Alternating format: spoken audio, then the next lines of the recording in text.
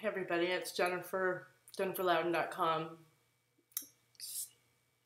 Recording a video from the raw place. Oh gosh, I'm working on a very vulnerable project, and it's just really I want to share it with you, but I can't because it's so private and so close right now. You can kind of see it down there on the floor. But what I wanted to do was speak to all of you creative, lovely souls who go into these hard places, these sad places, these intense places, and want to bring something back to share. And how do you take care of yourself while you do that? I've got writer mind and I've got teacher mind. And it's a blessing and a curse, right? Because sometimes the teacher mind is like, wait, we should teach about this. But that can take away from the creative. So my first point is for those of you who are teachers and sharers and dispellers of ignorance, sometimes you have to put that aside to serve your own growth and your own creative projects. You have to sacrifice it. So what does that look like? It means telling that side of yourself, I'm sorry, I can't talk to you right now. I have to stay, I have to go deep, I have to dive. I have to dive if I'm gonna bring something back.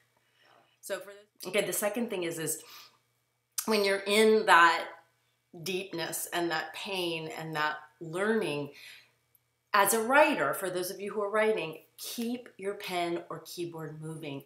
Thinking, figuring it out, trying to get it right will cut it off. It will cut, it'll cut off the emotional flow. I can feel it in my body, and you just got to keep going with it. You got to keep going and breathe as much as you can. Yourself, number 3, safety. Containers, right? So I use the software Freedom. You can see a link to it below.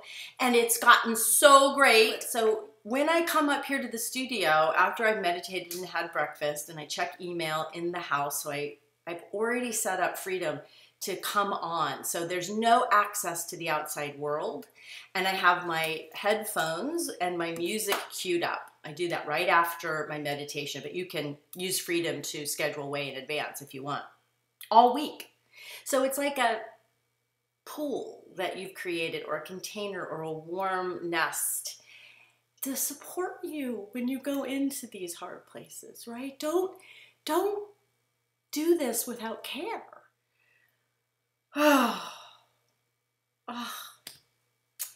And it's okay to not let anybody see the work. You know, we live in this time where if you have a platform and it's like, show your work, and you can talk about the process like I'm talking about it with you now, if that feels safe.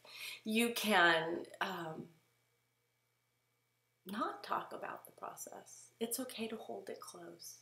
Just be in relationship with the work, so you're not holding it close out of fear that, you know, you're not holding it here and knitting it and going over it and smoothing it and you know, sort of, okay, I've got a first draft, I've got through the hard stuff, now I step away and I begin to craft it into something.